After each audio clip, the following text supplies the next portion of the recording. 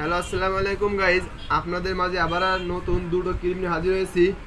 ইস্টা booster spot out cream এবং Isra 24K gold whitening cream. ক্রিমটা দেখো তো, spot out skin cream Isra booster gold 24K whitening cream.